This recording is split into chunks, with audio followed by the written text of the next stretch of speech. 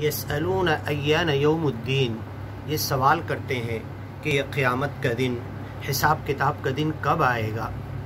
یسألون ایان یوم الدین یوم ہم علی النار یفتنون، جس دن یہ حساب کتاب اور قیامت کا دن آ جائے گا، اس دن تو انہیں آگ کے اوپر جلانے کے لیے ڈال دیا جائے گا۔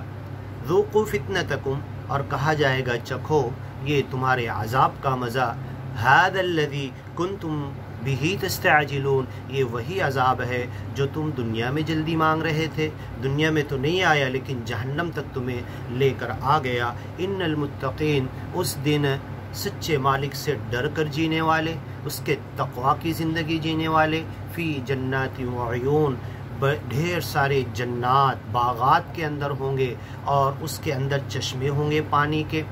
آخذین ما آتاہم ربہم انہم کانوا قبل ذلک محسنین، اور جتنی نعمتیں مالک نے دیا ہوگا سب سے مزے اڑا رہے ہوں گے۔ انہم کانوا قبل ذلک محسنین، کیونکہ اس سے پہلے کی دنیا کی زندگی بڑے اچھے سے احسان کے ساتھ انہوں نے گزاری تھی۔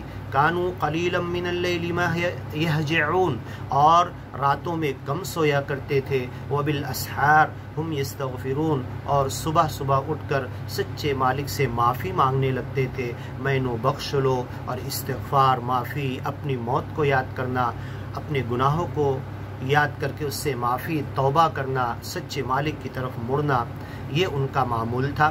وفی اموالہم حق للسائل والمحروم، اور جو کچھ دنیا میں اپنے جینے کے لیے کماتے تھے اس میں حصہ ضرور لگاتے تھے، مانگنے والوں کا بھی، اور جو نہیں مانگنے آتے لیکن اس محروم تک خود پہنچ تک اس کو بھی پہنچاتے۔ جو کچھ سچے مالک نے ان کو روزی اور رزق دیا دوسروں کو بھی اس میں سے ان کی سیوا کے لیے بانٹتے۔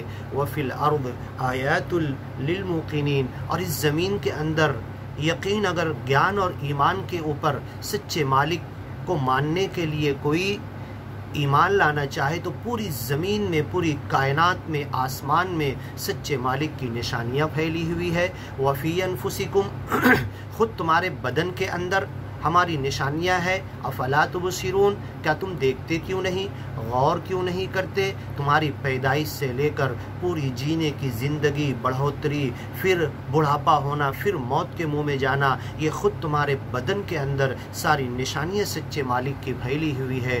وفی کل شیء لہ آیہ، ہر چیز میں مالک کی نشانی ہے۔ تدل علی انہ واحد، وہ چیز یہ چلا کر کہہ رہی ہے، پکار کر رہی ہے، اپنے زبان حال سے کہہ رہی ہے کہ میرا پیدا کرنے والا صرف ایک ہے۔ وفی السماء رزقکم، اور آسمان سے بارش کے ذریعے تمہارا رزق نازل ہوتا ہے۔